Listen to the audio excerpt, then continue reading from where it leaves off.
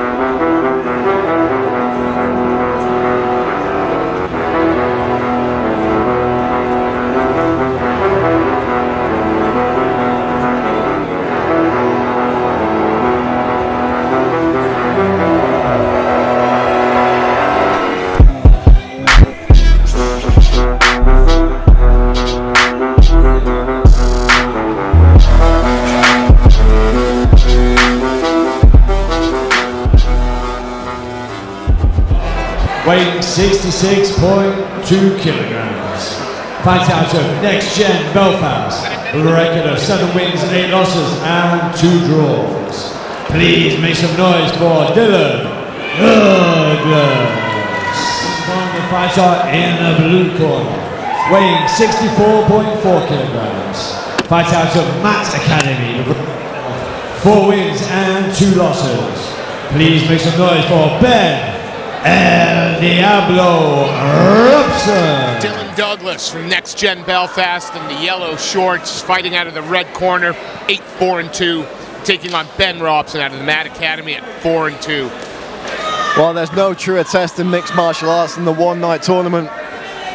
Absolutely, and fight straight away. We see Robson trying to push Dillan into the cage. Is he marked up already from that first shot? Possibly.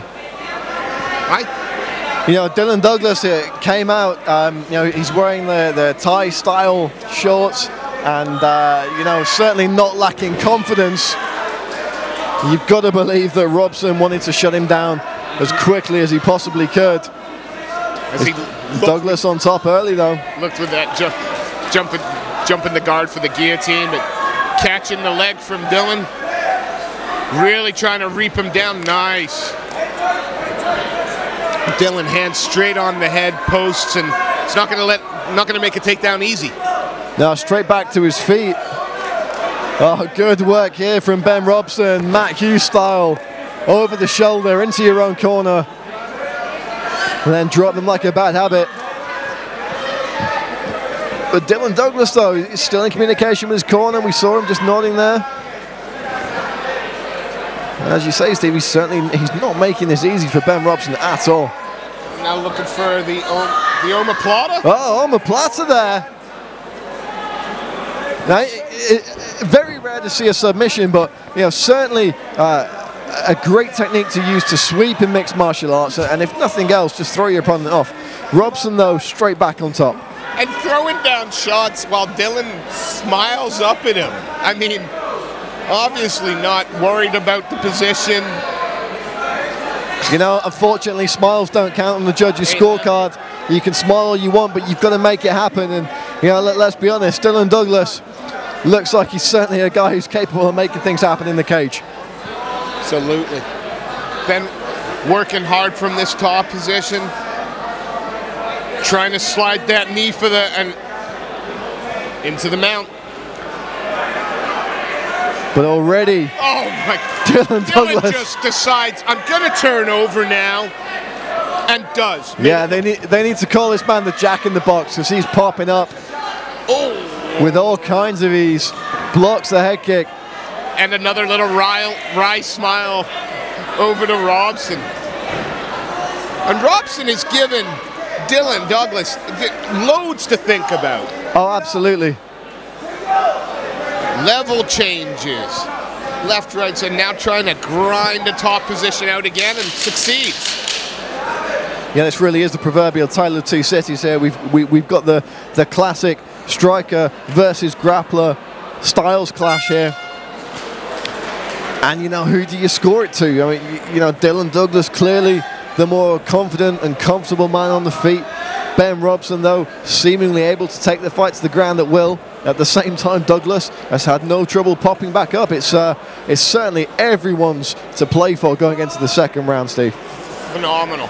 And the thing, we look at their records, the 4-2, 8-4-2. You were saying it earlier. This is the sign where the amateurs are going. It's no longer about getting your 5-0 record and becoming a pro. It's testing yourself against the toughest competition. And these guys are looking like an equal test for each other at the moment.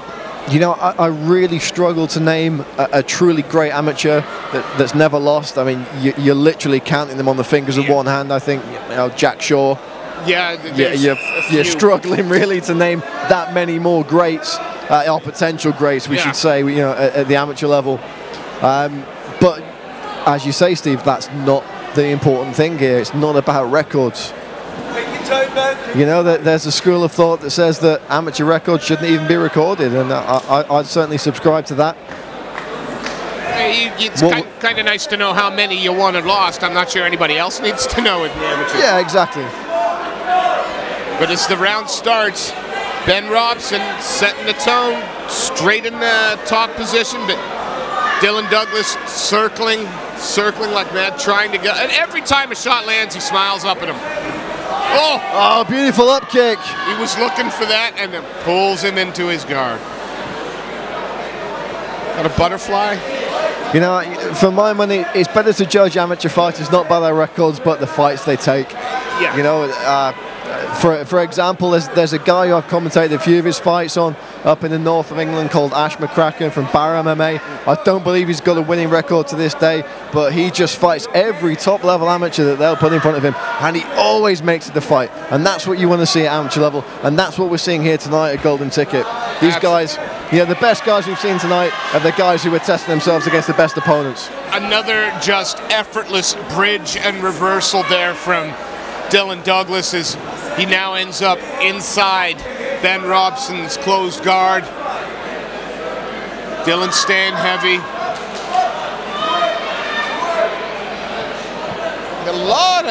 We've seen a lot of this over the course of the night. People working that high rubber guard or the high guard. Well, what you'll find quite a lot of amateur is, these guys are quite raw.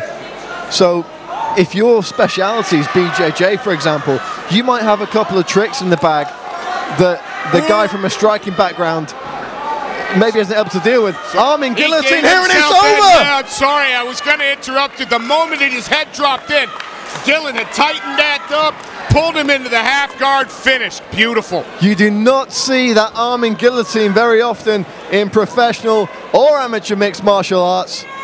But my goodness, Dillan Douglas just pulled it off. Pitch perfect. Beautiful. Spun the leg over his man's back. Wow, that was phenomenal.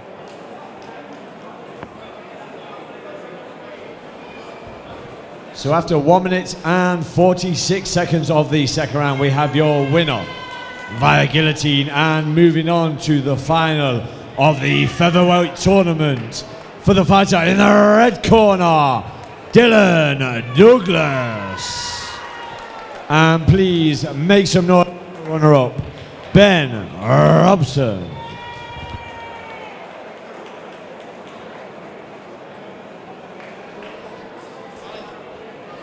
Ladies and gentlemen, winner Dillan Douglas. Dillan, that was one of the best fights we've seen tonight so far. How are you feeling after being successful in the semi-finals of this amateur tournament? I'm feeling great. First time at 66, from fighting 84, 77, 7, now 66.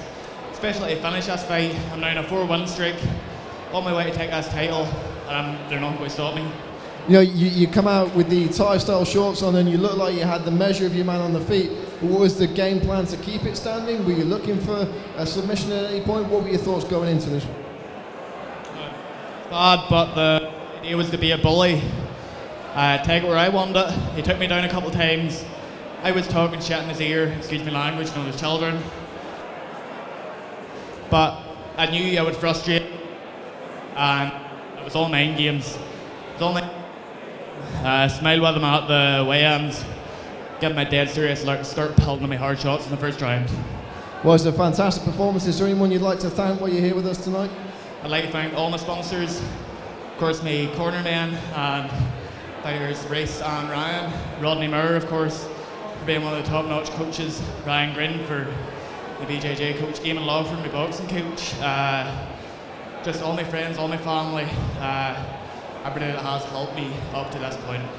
Well, my sincere congratulations. We look forward to seeing you in the finals in November. Ladies and gentlemen, your winner, Dillan Douglas.